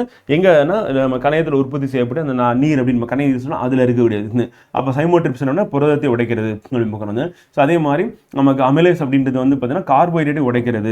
எங்கே இருக்குன்னா ஸ்டார்ச்சில் இருந்தாலும் சரி தான். அண்ட் லிப்பேஸுகள் கொழுப்பை உடைப்பதற்கு காரணமாக இருக்கக்கூடிய நொதிகளாக வந்து இருக்கு அப்படின்னு. அது மாதிரி ஸ்டார்ச் இது ஒரு கார்போஹைட்ரேட், இது அமிலேஸால் செரிக்கப்படுகிறது. அப்போ அமிலேஸ் வந்து ஸ்டார்ச் வந்து செரிக்கும். இது வந்து எங்கே சுரக்கும் அப்படின்னு வந்து பார்த்தீங்கன்னா நமக்கு உமிழ்நீர்லேயே சுரக்கக்கூடிய ஒன்றாக தான் இருக்கு, கணைய நீர்லேயும் சுரக்கக்கூடிய ஒன்றாக வந்து இருக்கு அப்படின்னு. அடுத்து நம்ம ஆல்பா செல் பீட்டா செல் பார்த்தோம். அதில் பீட்டா செல்ல இன்சுலின் அப்படின்னு ஹார்மோன் வந்து சுரக்குது. இது என்ன பண்ணுன்னா குளுக்கோஸை கிளைகோஜனாக மாற்றும். அப்போ நம்ம உணவு உட்கொண்ட உடனே அது வந்து உடைஞ்சு ரத்தத்தில் மிக்ஸ் ஆகும். ரத்தத்தில் போகக்கூடிய அந்த குளுக்கோஸை கிளைகோஜனாக மாற்றுறது அந்த கல்லீரல் தசையிலும் சேமிக்க வைக்கிற வேலையை வந்து பண்ணுறது யாருன்னா இன்சுலின் அப்படின்ற ஹார்மோன் தான் பண்ணுது. அப்போ செல்களுக்கு குளுக்கோஸ் செல்வதை இது வந்து ஊக்குவிக்கிறது நினைக்கிறோம். ஸோ அப்போ குளுக்கோஸை கிளைகோஜனாக மாற்றி செல்களில் சேமித்து வைக்கக்கூடியது. அப்போ நம்ம காலையில் சாப்பிட்றோம், மத்தியானத்துக்கு மேலே நம்ம ரத்தத்தில் சர்க்கரையோட அளவு குறையும் போது அந்த கிளைகோஜன் திருப்பி குளுக்கோஸாக மாறுது. அதை பண்ணுறது யாருன்னா குளுக்கோகன் அப்படின்னு ஹார்மோன் வந்து பண்ணும். அப்போ சாப்பிட்டோன்னே வேலை செய்யறது எதுனா இன்சுலின் அப்படின்னு ஹார்மோன். அதான் இன்சுலின் அப்படின்றது டயபெட்டிஸ் பேஷண்ட்ஸ் வந்து போட்டுக்கிறாங்க அப்படிங்கிறோம். அப்போ ரத்தத்தில் குளுக்கோஸ் அளவை குறைக்கிறது. குளுக்கோகான் அப்படின்றது கல்லீரலில் கிளைகோஜன் மாற்றம் அடைய உதவுகிறது. அப்போ ரத்தத்தில் குளுக்கோஸ் அளவை அதிகரிக்கிறது. அப்போ ரத்தத்தில் குளுக்கோஸ் அளவை அதிகரிக்கக்கூடிய வேலை யார் பண்ணுறோம் அப்படின்னா குளுக்கோகான் அப்படின்ற ஹார்மோன் வந்து பண்ணுது. ரத்தத்தில் குளுக்கோஸின் அளவை குறைக்கிறது யார் பண்ணுறோம் அப்படின்னா இன்சுலின் அப்படின்னு ஹார்மோன் வந்து பண்ணுது. அந்த டயபெட்டிஸ் மெலிட்டஸ் அப்படின்னா இன்சுலின் சுரப்பில் குறைபாடு ஏற்படுவதால் உண்டாவது டயபெட்டிஸ் மெலிட்டஸ் அப்படிங்கிறாங்க. அப்போ இன்சுலின் சுரப்பி அந்த குறைபாடு ஏற்படுது அப்படின்னா டயபெட்டிஸ் மெலிட்டஸ் அப்படிங்கிற நிலை வந்து ஏற்பட்டுரும். அப்போ அந்த குறைபாட்டின் காரணமாக ரத்தத்தின் சர்க்கரை அளவு அதிகரிக்கும். அது வந்து ஹைப்பர் கிளைசீமியா. அப்போ இன்சுலின் சுரந்தாதான் இப்போ நமக்கு என்ன ஆகும், குளுக்கோஸ் வந்து கிளைகோஜனா செல்களில் சேமிக்கப்படும். இப்போ சுரக்கல அப்படின்னும் போது நமக்கு என்ன ஆகும் அப்படின்னா சர்க்கரையோட அளவு ரத்தத்தில் அதிகரிச்சிடும். அப்போ அதிகமாக இருக்கிற சர்க்கரை எது வழியாக வெளியேற்றப்படும் அப்படின்னா வந்து சிறுநீரில் வெளியேற்றப்படும். அதுக்கு பேர் கிளைகோசூரியா என்போம். அப்போ அடிக்கடி சிறுநீர் கழிச்சா நமக்கு ஏற்கனவே பார்த்தோம் பாலி யூரியான்னு நம்ம பார்த்தோம். காரணம் வாசோபிரசின் ஹார்மோன் வந்து சரியாக சுரக்காததுனால கிட்னியில் நீர் மீள உறிஞ்சப்படாத நிலை அப்படின்னு அடிக்கடி தாகம் ஏற்படும் அப்படின்னா அது வந்து பாலிடிப்சியா. அடிக்கடி பசி ஏற்படுறது பாலிபேஜியா. ஏன்னா சிறுநீரில் குளுக்கோஸ் வெளியே போகிறதுனால நம்ம உடலில் குளுக்கோஸ் சேமிக்கப்படாது. அப்போ நமக்கு ஒரு 2-3 மணி நேரத்துக்கு அப்புறமா பசிக்க ஆரம்பிச்சிடும். ஸோ அதுக்கு பேர் வந்து பாலிபேஜியா. இது எல்லாமே டயபெட்டிஸ் மெலிட்டஸோட அறிகுறிகளாக இருக்கு.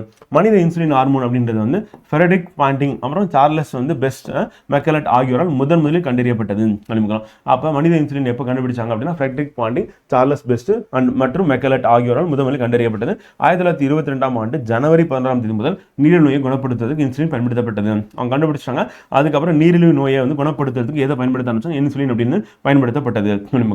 அது 1922 பயன்பாட்டில் இருக்கு. 21 தான் இன்சுலின் மனித இன்சுலினை கண்டுபிடிக்கிறாங்க. நீரிழிவு நோய் அப்படின்னு எதனால அப்படின்னு தெரியாமல் இருந்து அதை கண்டுபிடிச்சாங்க. அடுத்து அடினல் சுரப்பி எங்க இருக்குன்னா சிறுநீரகத்தின் மேற்புறத்தில். அப்போ ஒவ்வொரு சிறுநீரகத்தின் மேற்புறத்திலும் அடினல் சுரப்பிகள் அமைந்துள்ளன. இதான் சிறுநீரகம் அப்படின்னு எடுத்துட்டோம்னா அந்த சிறுநீரகத்துடைய மேற்பகுதியில் என்ன இருக்குன்னா அந்த அடினல் அப்படின்ற சுரப்பி வந்து காணப்படுகிறது. அடினல் பொறுத்தவரை நமக்கு 2 பகுதி இருக்கு ஃப்ரெண்டு. ஸோ வெளியில் இருக்க பகுதி வந்து கார்டெக்ஸ், உள்ள இருக்க பகுதி வந்து மெடுல்லா அப்படி பார்க்குறோம். அப்போ அடினல் கார்டெக்ஸ் அப்படின்னு சொல்லிட்டு 2 பகுதிகளாக வந்து இருக்கு பார்க்குறோம். இவை சிறுநீரக மேற்புற சுரப்பிகள் என்று அழைக்கப்படுகின்றன. அதாவது சுப்ராரீனல் கிளான்ஸ் அப்படின்னு சொல்லுவோம். எதுனா அந்த அடினல் சுரப்பி அப்படிங்கும். வெளிப்புற பகுதி அடினல் கார்டெக்ஸ் என்றும் உட்புற பகுதி அடினல் மெடுல்லா என்றும் அழைக்கப்படுகிறது. அப்போ வெளிப்புற பகுதி அப்படின்றது என்னன்னா அடினல் கார்டெக்ஸ். அப்போ கார்டெக்ஸ் வெளியில இருக்கு. அந்த உட்புற பகுதி என்னன்னா மெடுல்லா அப்படின்னு உள்ள இருக்கு அப்படி பார்க்குறோம். ஸோ இது ரெண்டுமே வந்து என்னன்னா அமைப்பு மற்றும் பணியில் வேறுபடுகிறது. ஃபர்ஸ்ட் அடினல் கார்டெக்ஸ் வெளியில இருக்கிறது. இது வந்து 3 வகையான செல்களால் 3 வகை செல்கள் அடுக்களால் ஆனது அப்படி பார்க்குறோம். அவை சோனோ கிளாமருலோசா, சோனோ ஃபாசிகுலேட்டா அண்ட் சோனோ ரெடிகுலரைஸ் அப்படின்னு பார்க்குறோம். அப்போ ஒரு 3 வகையான செல்களால் ஆனது அடினல் கார்டெக்ஸ் அப்படின்னு பார்க்குறோம். இங்கே சுரக்கக்கூடிய ஹார்மோன் என்ன சொன்னா கார்டிகோஸ்டெராய்டுகள் அப்படின்னு சொல்லுவோம். அப்போ கார்டெக்ஸில் சுரக்கும் ஹார்மோனோட பேர் என்ன, கார்டிகோஸ்டெராய்டுகள். இதில் வந்து குளுக்கோ மினரலோ கார்டிகோகாய்டுகள் அப்படின்னு பார்க்குறோம். அப்போ குளுக்கோ கார்டிகாய்டுகள் அண்ட் மினரல் கார்டிகாய்டுகள் சொல்லிட்டு 2 வகையான ஹார்மோன் வந்து இது வந்து சுரக்குது அப்படின்னு பார்க்குறோம். அடுத்து அடினோ கார்டிகோட்ரோபிக் ஹார்மோனின் பணிகள் அப்படின்னு பார்க்கும்போது என்னன்னா ஃபஸ்ட்டு குளுக்கோ கார்டிகன் வளர்ச்சிதை மாற்றம் அப்படின்னு குளுக்கோனா வளர்ச்சிதை மாற்றத்தை ஒழுங்குபடுத்துகிறது. ரெண்டாவது கல்லீரல் கிளைகோஜனை குளுக்கோஸாக மாற்றுவதை தூண்டுகிறது. அப்போ கல்லீரலில் நமக்கு கிளைகோஜனை குளுக்கோஸாக மாற்றி ரத்தத்தில் மிக்ஸ் பண்ணுறது அப்படின்ற வேலையை வந்து பண்ணுது. 3வது அலர்ஜி மற்றும் ஒவ்வாமை தடுப்பு பொருளாக எது செயல்படும், குளுக்கோ கார்டிகாய்டுகள் வந்து செயல்படுகிறது. இது அடினல் கார்டெக்ஸில் செயல்படக்கூடிய ஒரு ஹார்மோனாக இருக்கு அப்படிங்கிறோம். அடுத்து மினரலோ கார்டிகாய்டுகள் அப்படின்றது வந்து அடினல் கார்டெக்ஸில் சொல்லக்கூடிய 2வது ஹார்மோன் வந்து இது சிறுநீரக குரல்களில் சோடியம் அயனிகளை மீள உறிஞ்சலுக்கு காரணமாக இருந்தது. அப்போ சிறுநீரகத்தில் இது வந்து சோடியம் அயனிகள் வந்து மீள உறிஞ்சுது வந்து. அப்போ அதிகமான பொட்டாசியம் வெளியேற்ற இது வந்து காரணமாக இருக்கு. அப்போ சோடியத்தை உறிஞ்சிக்குது, பொட்டாசியத்தை வெளியேற்றுது கழிமுறை. இது வந்து அடினல் கார்டெக்ஸில் சுரக்கக்கூடிய ஹார்மோன். இந்த அடினல் கார்டெக்ஸ் சுரக்கும் கார்டிசோல் ஹார்மோன் வந்து உடலை உயிர்ப்பு நிலையில் வைத்திருக்க காரணமாக இருக்கு. அதுக்கடுத்து 3வது வந்து பார்த்தீங்கன்னா கார்டிசோல் அப்படின்னு ஒரு ஹார்மோன் வந்து சுரக்குது. இது வந்து உடலை உயிர்ப்பு நிலையில் வைத்திருக்கிறது. அது மிகுந்த பாதிப்பு மன அழுத்தம் இருந்ததுன்னா அதுலேருந்து நம்ம மீண்டு வர்றதுக்கு இந்த ஹார்மோன் காரணமாக இருக்கு. அப்போ கார்டிசோல் அப்படின்னு ஹார்மோன் தான் மன அழுத்தத்திலிருந்து நம்ம மீண்டு வர காரணமாக இருக்கு. இல்லை உயிர் காக்கும் ஹார்மோன் அப்படின்னு எதை சொல்றோம்னா இந்த அடினல் கார்டிசோல் அப்படின்னு ஹார்மோன் தான் நம்ம உயிர் காக்கும் ஹார்மோன் சொல்றோம். இது வெரி வெரி இம்பார்ட்டன்ட். நம்ம இதுக்கு முன்னாடி பார்த்தோம்னா காலத்தூது அப்படின்னு அழைக்கப்படும் ஹார்மோன் இது. வந்து கேட்பாங்க. அப்புறம் ஆளுமை ஹார்மோன் எது, தைராய்டு ஹார்மோன் அப்படின்னு பார்க்குறோம். ஸோ அந்த மெலட்டோனின் அப்படின்றது காலத்தூதுவர் அப்படின்னு நம்ம சொல்கிறோம். அதே மாதிரி இங்கே உயிர் காக்கும் ஹார்மோன் எது அப்படின்னா வந்து கார்டிசோல் அப்படின்ற ஹார்மோன் வந்து உயிர் காக்கும் ஹார்மோன் என்று அழைக்கப்படுகிறது. இந்த அடினல் கார்டெக்ஸில் சுரக்கக்கூடிய ஹார்மோனாக இருக்குது. இது வந்து மொத்தம் 3 ஹார்மோன் வந்து பார்த்தோம். குளுக்கோ கார்டிகாய்டுகள், மினரலோ கார்டிகாய்டுகள், அதுக்கடுத்து முக்கியமானது வந்து பார்த்தீங்கன்னா நமக்கு அடினல் கார்டெக்ஸில் சுரக்கக்கூடிய கார்டிசோல் அப்படின்ற ஹார்மோன் வந்து முக்கியமானது அப்படின்னு. அடுத்து அடினல் மெடுலா அப்படின்னு பார்க்கும்போது அடினல் மெடுலா வந்து குரோமோஃபின் அப்படின்ற செல்களால் ஆனது. அது வந்து பரிவு மற்றும் எதிர்பரிவு நரம்புகள் நிறைந்து காணப்படுகிறது. அப்போ அடினல் மெடுலாக சுரக்கக்கூடிய குரோமோசோம்கள் ஆன ஹார்மோன் எதுனா அடினல் மெடுலா அப்படி பார்க்குறோம். இந்த ஹார்மோன் வந்து பார்த்தீங்கன்னா எஃபினெஃப்ரின் அடினலின், அப்புறம் நார் அடினலின் அப்படின்னா ஹார்மோனும் சுரக்குது. ரெண்டுமே ஏறக்குறைய வந்து பார்த்தீங்கன்னா ஒரே மாதிரி வேலையை தான் பண்ணோம். ஆனால் அடினல் அப்படின்ற ஹார்மோன் வந்து எங்கே சுரக்குதுன்னா அடினல் மெடுலால சுரக்குது. ஸோ அந்த அடினல் மெடுலால சுரக்கக்கூடிய இந்த ஹார்மோன் வந்து அவசர கால ஹார்மோன்கள் என்று அழைக்கப்படுகிறது. நம்ம எப்படி காலத்துதுவைகள், ஆளுமை ஹார்மோன்கள், அதுக்கப்புறம் உயிர் காக்கும் ஹார்மோன் பார்த்தோமோ அந்த லிஸ்ட்ல அவசர கால ஹார்மோன் என்று அழைக்கப்படுவது எது அப்படின்னா வந்து இந்த அடினலின் அப்படின்னா ஹார்மோன் அப்படி வந்து. அப்போ இது என்ன பண்ணுன்னா பறக்கும் அல்லது சண்டை பயமுறுத்தும் ஹார்மோன்கள் என்று அழைக்கப்படுகிறது. அப்போ பறக்கும் ஹார்மோன்கள், சண்டை போடும் ஹார்மோன்கள் அல்லது பயமுறுத்தும் ஹார்மோன்கள் அப்படின்னு சொல்லக்கூடிய ஹார்மோன் எது அப்படின்னா இந்த அவசர காலம் அடினலின் அப்படின்னா ஹார்மோன் பார்க்குறோம். இது 2 வகையாக இருக்குது. அடினலின், நார் அடினலின் சொல்லிட்டு 2 வகையாக நம்ம பிரிக்கிறோம் அப்படி பார்க்குறோம். அண்ட் எஃபினெஃப்ரின் அடினலின் அப்படின்னா கல்லீரல் மற்றும் தசைகளில் உள்ள கிளைகோஜன் குளுக்கோஸாக மாற்றுது. இதுவும் ஏறக்கூடிய அங்கேயும் கிளைகோஜன் குளுக்கோஸை மாற்று, இது மாற்றுது. ஏன்னா அடுத்து ஓட போகிறோம், சண்டை போட போகிறோம் அப்படின்னும் போது நமக்கு ஆற்றல் அதிகமாக தேவைப்படும். அப்போ அந்த குளுக்கோஸ் இருந்தால் தான் ஆற்றல் உற்பத்தி பண்ண முடியும். அப்புறம் இதய துடிப்பு அதிகரிக்கிறது, ரத்த அழுத்தம் அதிகரிக்கிறது. இதெல்லாம் என்ன பண்ணணும்னா இந்த ஹார்மோன் வந்து ஃபைட்டு ஃப்ளைட் அப்படின்ற ஹார்மோனுக்கான பணிகளாக வந்து இருக்குது அப்படிங்கிறோம். அப்புறம் மூச்சுக்குழல், மூச்சாற்றை ஆகியவற்றை விரிவடை செய்வதன் மூலம் சுவாச வீதத்தை அதிகரிக்கிறது, ஆக்சிஜன் சப்ளை அதிகப்படுத்துது, கண் பாவையை அதிகப்படுத்தி கண்ணுக்குள்ள அதிக அளவு ஒளி அனுப்பி நமக்கு பார்வையை கூர்மையாக்குது, தோலின் அடியில் செல்லும் ரத்த ஓட்டத்தை குறைக்கிறது. ஸோ அப்போ தசைகளுக்கு ரத்த ஓட்டத்தை அதிகப்படுத்துது. ஸோ இதெல்லாம் யார் பண்ணுறா அப்படின்னா அந்த அடினல் அப்படின்ற ஹார்மோன் வந்து பண்ணுது அப்படிங்கிறோம். ஸோ அதோட இன்னொரு பேர் வந்து எஃபினெஃப்ரின் அப்படின்னு சொல்லி சொல்கிறாங்க.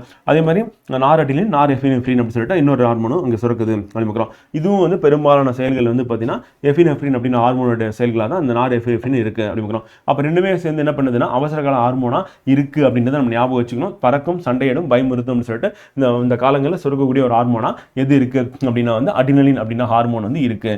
அடினலின் அண்ட் நார் அடினலின் ஹார்மோன் வந்து இருக்குது அப்படிங்கிறோம். ஸோ அது நமக்கு இம்பார்ட்டன்ட் அப்படிங்கிறோம் வந்து. ஓகேவா. அடுத்து இனப்பெருக்க சுரப்பிகள். இனப்பெருக்க சுரப்பிகள் வந்து மொத்தம் 2 வகைப்படும். ஆண்களில் விந்தகத்திலையும் பெண்களில் அண்டகத்திலையும் இது வந்து சுரக்குது அப்படிங்கிறோம். விந்தகத்தில் செமிஃபெரஸ் அப்படின்ற குழல்களும் லிட்டிக் செல்கள் மற்றும் செட்டோலி செல்களை கொண்டுள்ளது. அப்போ விந்தகத்தில் என்னென்ன இருக்கு அப்படின்னு நம்ம ஞாபகம் வச்சுக்கணும். செமினிஃபெரஸ் குழல்கள், லிட்டிக் செல்கள், செட்டோலி செல்கள் அப்படி பார்க்கணும். இதெல்லாம் எங்க இருக்குன்னு கேட்டுருவோம். கேட்டாலும் விந்தகத்தில் இருக்கு, அவ்வளோ சிம்பிளா. வந்து இந்த லிட்டிக் செல்கள் தான் என்ன பண்ணுதுன்னா நம்ம நாளமெல்லாம் சுரப்பியா செயல்படுது. அதில் வந்து அப்போ இவை டெஸ்டோஸ்டரான் அப்படின்னு ஹார்மோனை சுரக்குது. வந்து இது இனப்பெருக்க ஹார்மோன் என்ன ஆண்களில் இனப்பெருக்க ஹார்மோன்கள் சுரக்குகின்றன. அப்போ விந்தகத்தில் 3 வகையான பகுதியில் இருக்கு. ஒன்று வந்து செமினோஃபெரஸ் குழல்கள், லீட்டிக் செல்கள் மற்றும் செட்டோலி செல்கள். இதில் லீட்டிக் செல்கள் நாளமெல்லாம் சுரப்பியா செயல்படுது. அது டெஸ்டோஸ்டரான் அப்படின்னு ஹார்மோனை சுரக்குது அப்படின்னு பார்க்கணும். ஸோ அது நமக்கு இம்பார்ட்டன்ட் அப்படின்னு பார்க்கணும். அடுத்து டெஸ்டோஸ்டரானோட பணிகள் என்னப்பா அப்படின்னா விந்து செல் உற்பத்தியில் பங்கேற்கிறது. விந்து செல் உற்பத்திக்கு காரணமாக இருக்கு. புரத உற்பத்தியை தூண்டி தசை வளர்ச்சி ஊக்குகிறது. அப்போ புரத உற்பத்தியை தூண்டி தசை வளர்ச்சி அப்படின்னு அதையும் ஏற்படுத்துது. 2ஆம் நிலை பால் பண்புகள் முக்கியமானது. அதை வந்து பார்த்தீங்கன்னா முகத்தில் ரோமம் வளருது, ஆண்களுக்கு குரலில் வந்து ஏற்படும் மாற்றம் போன்ற வளர்ச்சிக்கு காரணமாக இது அமைகிறது அப்படிங்கிறோம். அப்போ டெஸ்டோஸ்டரான் ஹார்மோன் வேலை விந்து செல் உற்பத்தியை தூண்டுறது, அந்த தசை வளர்ச்சியை ஊக்குவிக்கிறது. 2ஆம் நிலை பால் பண்புகளுக்கு இது வந்து காரணமாக இருக்கு அப்படின்னு பார்க்குறோம். ஆண்களில் இந்த லீட்டிக் செல்கள் இது சுரக்கும் அப்படின்னு வந்து எங்கன்னா விந்தகத்தில். அடுத்த அண்டகம் வந்து இது வந்து பெண் இனப்பெருக்க சுரப்பியான அண்டகங்கள் அப்படின்னு பார்க்குறோம். அடிவெட்டு இடுப்பு எலும்பு பகுதியில் உள்ளது. இவை சுரக்கும் ஹார்மோன்கள் வந்து 1 ஈஸ்ட்ரோஜன், 2வது வந்து ப்ரொஜெஸ்டரான் அப்படின்னு பார்க்குறோம்.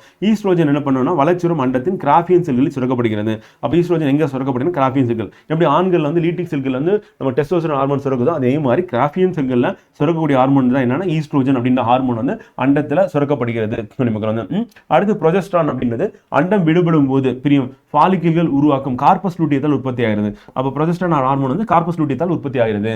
அப்போ நமக்கு இந்த கிராஃபியன் செல்கள் அப்படின்றது வந்து பார்த்தீங்கன்னா நமக்கு ஈஸ்ட்ரோஜன் அப்படின்னு ஹார்மோன்ஸ் இருக்க காரணமாக இருக்கு.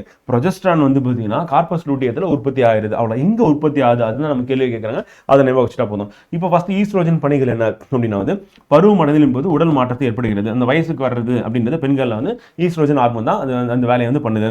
அப்போ அண்ட செல் உருவாக்கத்தை பண்ணுது, உருவாக்குது. பாலிகல் செல்கள் முதிர்வடைவது அப்படின்றதை தூண்டுகிறது.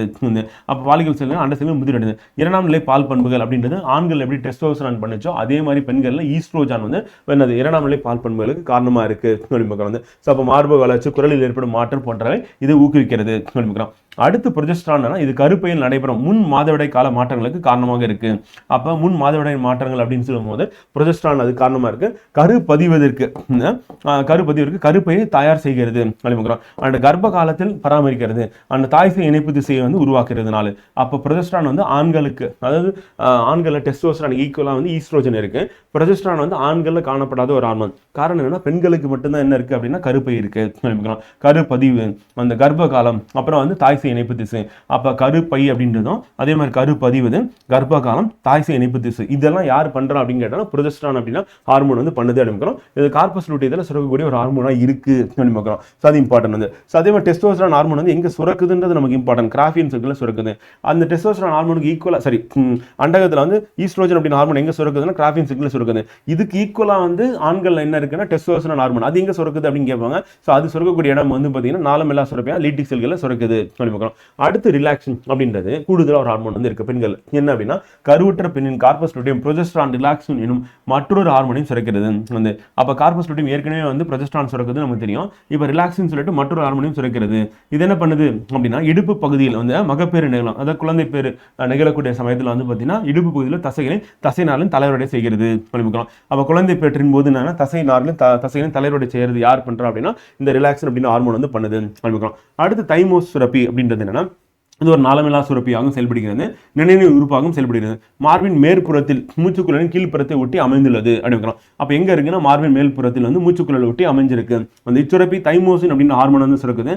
இது நோய் தடை காப்பு அப்படின்றதுல ஈடுபடுகிறது. அதே மாதிரி நோய் தடை காப்பு மண்டலத்தில் பார்த்தீங்கன்னா லிம்போசைட்டுகள் உருவாவதின் வேறுபடுதல் தூண்டுகிறது. அப்ப லிம்போசைட்னா நமக்கு ஏற்கனவே தெரியும், இந்த பாக்டீரியா வைரஸை கொல்லக்கூடிய செல்கள் தான். WBCயோட ஒரு வகை, ரத்த வெள்ளையணுக்களோட ஒரு வகை அப்படி பார்க்கிறோம். அந்த செல்கள் தோன்றுவதற்கு இது காரணமா இருக்கு பார்க்கிறோம். இதனா தைமோசின் அப்படின்ற ஹார்மோன் அடுத்து கார்டிசோல் அப்படின்னு உயிர்காக்கும் ஹார்மோன் ஏற்கனவே நம்ம பார்த்தாச்சு. இது மன அழுத்த சூழ்நிலையில இது உற்பத்தி ஆகிறது அப்படின்னு பார்க்கிறோம். அடினல் கார்டெக்ஸ்ல அப்படி பார்க்கிறோம். அடுத்து தைமோசின் நோய் எதிர்ப்பு அமைப்பு வளர்ச்சி காரணமாக இருக்கு. தைரோனின் T3 T4 அப்படின்றது நமக்கு தெரியும். என்ன பண்ணணும்னா வளர்ச்சி ஹார்மோனா இருக்கு. இதெல்லாம் தைராய்ட்ல அப்படி பார்க்கிறோம். ஸோ அது நமக்கு தெரியும். அடுத்து எலும்பு மண்டலம் அப்படி பார்க்கிறோம். எலும்பு மண்டலம் அப்படின்றது எலும்புகள், குருத்தெலும்புகள் மற்றும் மூட்டுகளால் ஆக்கப்பட்டுள்ளது. அப்போ எலும்பு இருக்கும், எலும்புகள் இருக்கும், அடுத்து குருத்தெலும்பு இருக்கும், அப்புறம் மூட்டுகள் இருக்கும். இதெல்லாம் சேர்ந்தது தான் என்னன்னா இந்த மூணு சேர்ந்து தான் எலும்பு மண்டலம் அப்படின்னு நம்ம சொல்லுவாங்க. எலும்பு மண்டலம் அப்படின்னு பார்க்கும்போது அதனுடைய பாகங்களா நம்ம தலையிலிருந்து ஆரம்பிச்சு கால் வரைக்கும் நம்ம எலும்புகள் இருக்கு. இதுதான் நமக்கு ஒரு ஸ்ட்ரக்சர் கொடுக்குது சொல்லி பார்க்கிறோம். இது தசைகள் இணைக்கப்படும் பகுதியாக எலும்புகள் திகழ்கின்றன. அப்ப எலும்புகள் என்னவா தசைகளை ஒன்றோடு இணைக்கக்கூடிய பகுதியா இருக்கு. மனிதன் எலும்பு மண்டலம் அப்படின்னு பார்க்கும்போது எத்தனை எலும்புகள் இருக்குன்னா 206 எலும்புகள் இருக்கு அப்படிங்கிறோம். இது பெரியவர்களுக்கு, அடல்ட்டுக்கு சொல்லிக்கிறோம். சில குருத்தெலும்பு இணைப்பு இலைகள், தசைநார்கள் ஆகியவற்றை எலும்பு மண்டலம் கொண்டுள்ளது. அப்ப குருத்தெலும்பு அப்படின்றதும் அதே மாதிரி இணைப்பு இலைகள் அப்படின்றதும் தசை நார்களும் இந்த எலும்பு மண்டலத்தெல்லாம் சேர்ந்துதான் இருக்கு. இப்ப இணைப்பு இலைகள் அப்படின்றது நம்ம சொந்த ஜவ்வுன்னு சொல்லுவோம், முட்டில இருக்குது. ஸோ அது என்ன பண்ணணும், எலும்புகளை எலும்புகளுடன் இணைக்கிறது. அந்த ஒரு எலும்பு இன்னொரு எலும்பு இணைக்கிறது நமக்கு என்ன தேவைன்னா இந்த ஜவ்வு அப்படின்னு தேவைப்படுகிறது. அப்படிங்க லிகமெண்ட் அப்படின்னு சொல்லுவாங்க. தசை நார்கள் அப்படின்னும் போது எலும்புகளை தசைகளோட சேர்க்கிறது. தசை நார் எலும்பு தசையும் சேர்க்கக்கூடியது. அது இணைப்பு இலைகளும் எலும்பு இலைகளும் இணைக்கிறது அப்படின்றது பார்த்தீங்கன்னா எலும்புகளை இணைப்பு இலைகள் காரணமா இருக்கு. அச்சு சட்டகம் அப்படின்னு மனித உடலிலும் செங்குத்தான அச்சை உருவாக்குகிறது. இப்போ செங்குத்தான அச்சுனா மண்டை ஓடு, முதுகெலும்பு தொடர், விலா எலும்பு கூடு, இதெல்லாம் செங்குத்தான ஒரு அச்சு உருவாக்கக்கூடியது. அது அச்சு சட்டகம் அப்படின்னு நம்ம சொல்றோம். பார்த்தீங்கன்னா அதே மாதிரி நமக்கு மனித எலும்புகள் இணையுறுப்பு சட்டகம் அப்படின்னு சொல்றோம். அது மார்பு வளையங்கள், இடுப்பு வளையங்கள், கை கால் எலும்புகள் அப்படின்னு பார்க்கும்போது இது இணை உறுப்பு சட்டமா இருக்கு, இணை உறுப்பா இருக்கு. அச்சு சட்டகமா இருக்கிறது, இணை உறுப்பா இருக்கிறது எது அப்படின்னு சொல்லி கேட்பாங்க. அப்படி கேட்டாங்கன்னா மார்பு வளையங்கள், இடுப்பு வளையங்கள், கை கால் எலும்புகள் இணை உறுப்பா இருக்கு. அது மண்டை ஓடு அப்படின்னு முதுகெலும்பு அப்படின்றது நமக்கு அச்சு சட்டகமா இருக்கு அப்படின்னு பார்க்குறோம். விலா எலும்புன்னு சொல்லிட்டு. அடுத்து நமது உடலில் காணப்படும் எலும்புகளில் மிக சிறியது எதுன்னு கேட்டுருவாங்க. கேட்டாங்கன்னா காதில் உள்ளது அப்படின்னு பார்க்குறோம். அப்ப நமது காதில் உள்ள நமது உள்காதில் உள்ள அப்படின்றது கரெக்ட் தான். நமது உள்காதில் உள்ள அங்க வடிவ ஸ்டப்பீஸ் அப்படின்னு எலும்பு தான் மிக சிறியது. மிகச்சிறிய எலும்பு தான். இது 2.8 மில்லிமீட்டர் மட்டுமே நீளம் உடையது சராசரி. அதே நம்ம உடலில் நீளமான எலும்புனா தொடை எலும்பு அப்படின்னு பார்க்குறோம், ஃபீமர் எலும்பு அப்படின்னு சொல்லுவோம். குழந்தைகள் பிறக்கும் பொழுது 300க்கு அதிகமான எலும்பு இருக்கு. ஆனால் வளர வளர அது மெர்ஜாகி 206 எலும்பா பார்த்தீங்கன்னா இணைந்து ஒன்றாக மாறி முதிர்ச்சி அடைந்தவன் 206 எலும்பா இருக்கு அப்படின்னு பார்க்குறோம். அவ்வளோ எலும்பு மண்டலத்தை பொறுத்தவரை முக்கியமான ஃபேக்ட் இதுதான் ஃப்ரெண்ட். அடுத்து தசை மண்டலம். நம்ம உடலில் உள்ள எலும்பு மண்டலம் மற்றும் நரம்பு மண்டலத்துடன் சேர்ந்து தசை மண்டலம் உடல் அசைவிற்கு காரணமாக இருக்குது. அப்போ உடல் அசைவிற்கு தசை மண்டலம் காரணமாக இருக்குது. ஆனால் இது யாரோட சேரும்னா நரம்பு மண்டலத்தோட எலும்பு மண்டலத்தோட சேர்ந்தால் தான் நம்ம உடல் அசைவு மோட்டார் மூவ்மெண்ட் அப்படின்றது நடைபெறும். 3 வகையான தசைகள் இருக்குது. ஒன்று என்னன்னா எலும்பு தசைகள், 2வது மென் தசைகள், 3வது இதய தசைகள். எலும்பு தசை அப்படின்றது என்னன்னா எலும்பு தசைகள் நமது உடலில் உள்ள எலும்புகளுடன் இணைந்து செயல்படக்கூடிய, அப்போ எலும்போட சேர்ந்து செயல்படக்கூடியதான் எலும்பு தசை அப்படிமுக்கிறோம். அப்போ எலும்புகளோட சேர்ந்த மாதிரி இது வந்து இருக்கு அப்படிமுக்கிறோம். இது நமது விருப்பத்திற்கேற்ப செயல்படுவதால் இயக்கு தசைகள் நம்ம சொல்றோம். எடுத்துக்காட்டு கைகளில் உள்ள தசைகள் அப்படிமுக்கிறோம். அப்போ இயக்கு தசைகள்னா என்னன்னா எலும்பு தசைகள் அப்படிமுக்கிறோம். நம்ம விருப்பத்துக்கு ஏற்ப செயல்படும் கைகள் இருக்க தசைகள் நடக்கும். மென் தசைகள் அப்படின்னா உணவு குழல், சிறுநீர் பை, தமனைகள் அப்படின்னு சொல்லிட்டு உள்ளுறுப்புகளில் காணப்படுவது அப்படிமுக்கிறோம். அப்போ மென் தசைன்னு உள்ளுறுப்பில் காணப்படும்.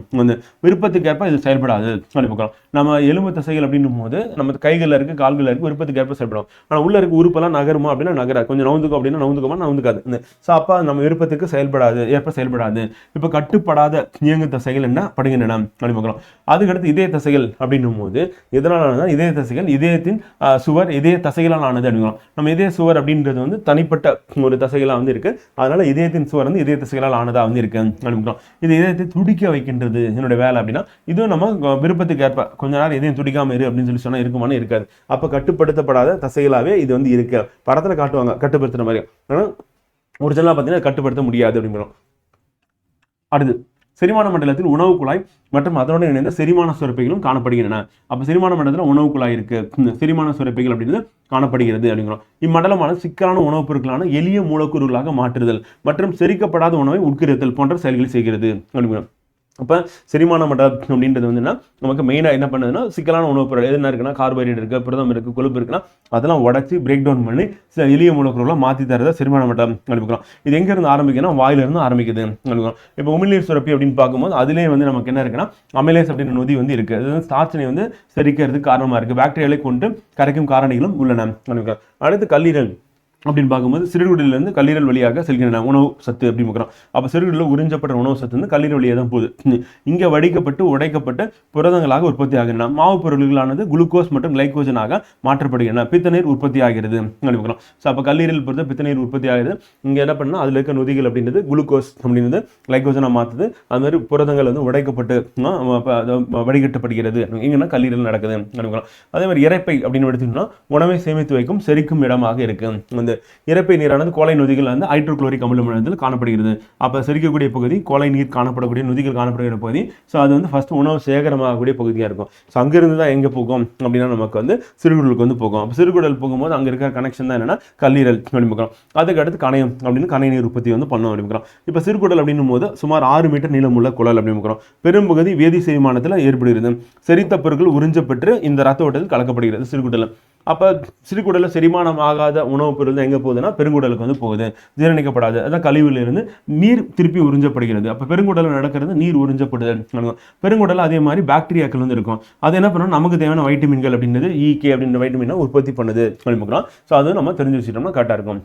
இப்போ உணவு குழாயுடன் தொடர்புடைய செரிமான சுரப்பிகளாக உமிழ்நீர் சுரப்பி, கல்லீரல், கணையம் ஆகியவை உள்ளன செரிமானத்துக்கு. இப்போ உமிழ்நீர் சுரப்பி ஆரம்பிச்சு அதுக்கடுத்து இரைப்பை, அதுக்கப்புறம் கல்லீரல், கணையம் அப்படின்றதெல்லாம் இருக்கு. அந்த உணவு குழாய் சுமார் எத்தனை மீட்டர் நீளம் இருக்குன்னா 9 மீட்டர் மொத்த நீளம் அப்படின்றது 9 மீட்டர் தசைகளால் ஆனது.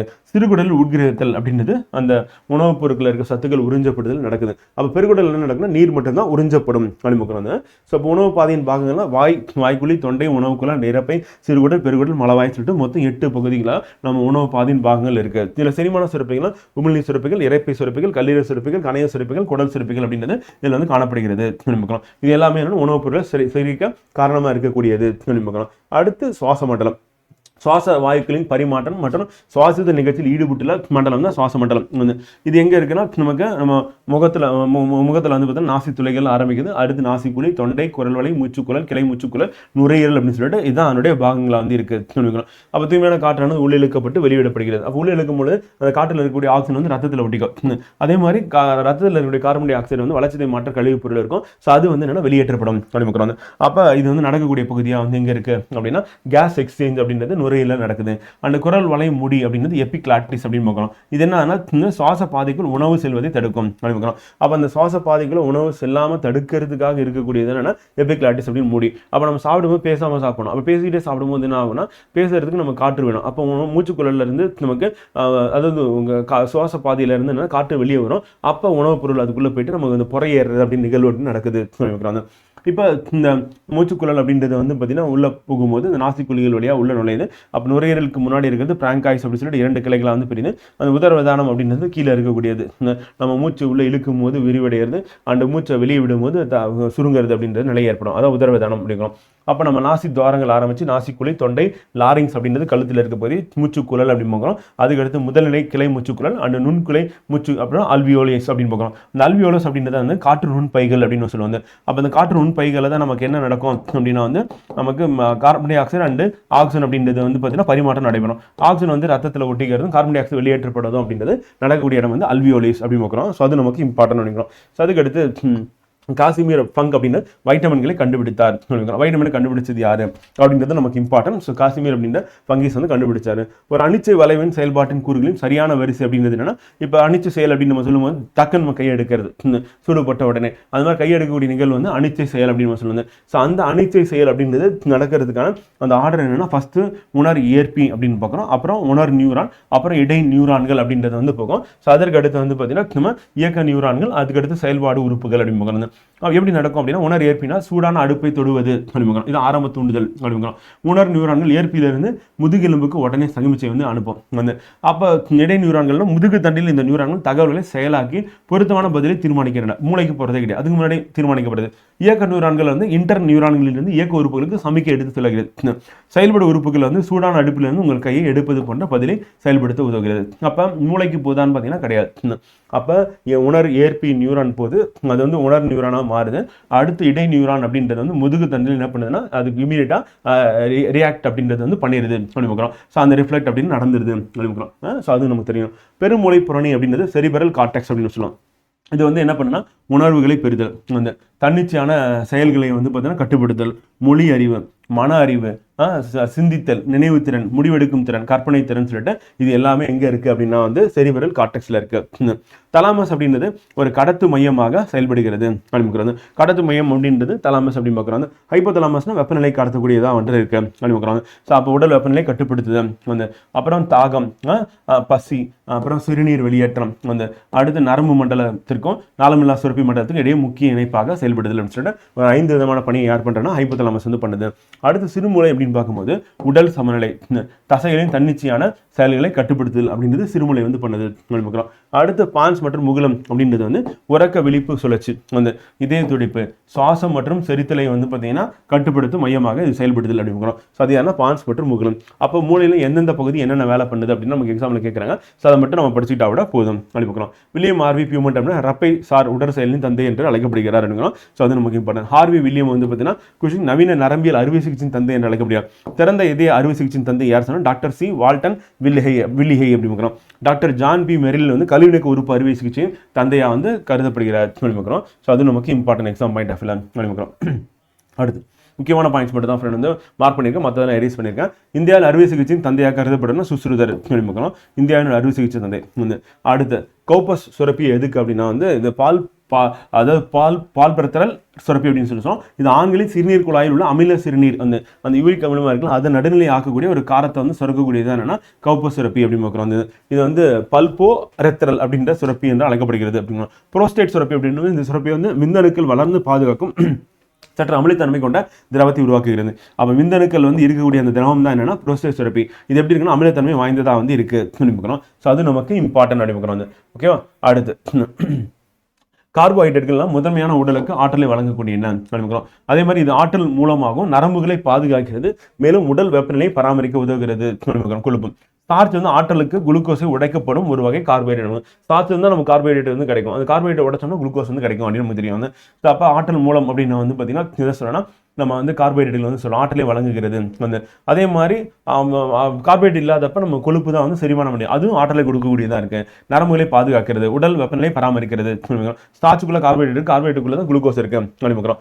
அல்புஜினியா அப்படின்றது வந்து டியூனிகா அல்புஜினியா என்பது விந்தணுக்களை மூடும் கடினமான நார் சத்துள்ள கேப்சூல் அப்படிங்கிறோம். அப்போ விந்தணுக்களை மூடக்கூடிய ஒரு கேப்சூல் தான் என்னன்னா அல்புஜினியா அப்படிங்கிறோம். இது வந்து டியூனிகா அல்புஜினியா என்று அழைக்கப்படுகிறது அப்படிங்கிறோம். டெஸ்டிஸ்னு நம்ம தெரியும், ஆண் இனப்பெருக்க உறுப்பு தான் என்ன சொல்றோம் டெஸ்டிஸ். இது விந்தணு உற்பத்தி செய்யப்படும் விந்தணு குழாய்களை கொண்டுள்ளது அப்படிங்கிறோம். சர்காஃப் அப்படின்ற விதி வந்து பார்த்தீங்கன்னா டிஎன்ஏ அமைப்புடன் தொடர்புடையது. அப்போ டிஎன்ஏ அமைப்பு அப்படின்றது அந்த உயிர் வேதியியல் விதி எது இருக்குன்னா சர்காஃப் விதி வந்து இருக்கு அப்படின்னு சொல்லி ஒன்னே நேரம் தெரிஞ்சா போதும். ஹார்டிவின் ஃபெரக் விதி என்பது மக்கள் தொகை மரபியலின் ஒரு கொள்கையாக இருக்கு அப்படிங்கிறோம். நரம்பு மண்டலத்தை பாதிக்கும் நச்சு அப்படின்றது வந்து நியூரோடாக்சின் என்று அழைக்கப்படுகிறது அப்படிங்கிறோம். வந்து இதனால் என்ன ஆகுதுன்னா நமக்கு நியூரோடாக்சின்னா பக்கவாதம் அப்படின்னு ஏற்படுகிறது, குருட்டுத்தன்மை ஏற்படும், பார்வை நரம்பு அப்புறம் சுவாச செயலிழப்பு அப்படின்றதெல்லாம் ஏற்படக்கூடியது. இது வந்து பிராணிக் நரம்பை பாதிக்கிறது அப்படின்னு பார்க்குறோம். ஸோ அது வந்து நரம்பு மண்டலத்தை பாதிக்கக்கூடியது நச்சு நியூரோடாக்சின் என்று அழைக்கப்படுகிறது அப்படிங்கிறோம். பாம்பு கடியில் கூட அந்த நிலை நமக்கு ஏற்படுவதற்கான வாய்ப்பு இருக்கு அப்படின்னு சொல்லி பார்க்குறோம். ஓகேங்களா, நம்ம இன்றைய வகுப்பை வந்து இங்கே நிறைவு செய்கிறோம். ஸோ நாளைய வகுப்பில் சந்திப்போம். நன்றி, வணக்கம்.